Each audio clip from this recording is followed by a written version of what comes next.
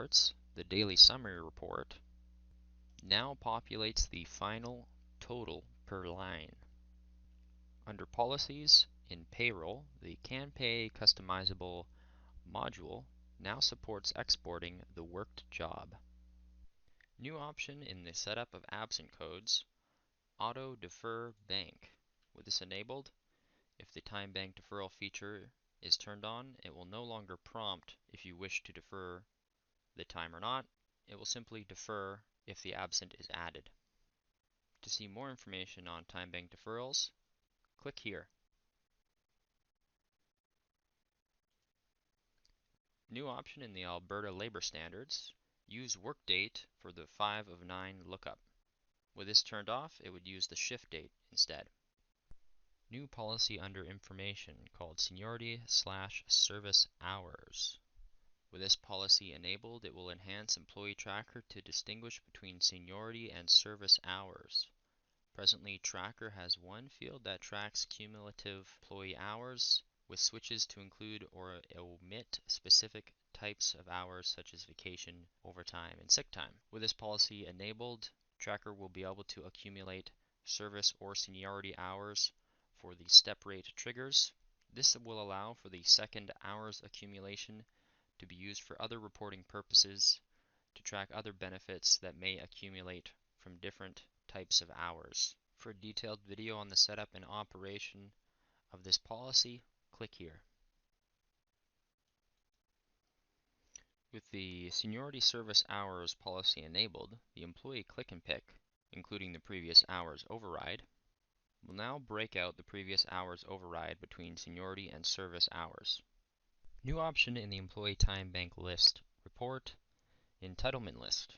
With this option enabled, it will change the features of the report. We can now view transactions from a certain date range. Before, it would show all time. It also changes the output of the report to show the entitled hours, the taken hours, and the outstanding amount of untaken hours. In the Daily Sales screen under Operations, under Schema, new fields have been added that can be selected and unselected into view. Added a new menu option under Operations, Extra Data Elements. This allows for adding extra information for the calculation of CPP, EI, WSIB, and vacation into the daily sales. The daily sales screen can now be sorted by clicking on the header. The Employee Export button can now be disabled in the Security screen by checking on Disable Export. Added the Security option to allow the entry of holidays in Employee Tracker version 10. Added a new option to the Advanced Time Calculation rules. Set a minimum calculatable amount of time, and here we can type what that minimum amount would be.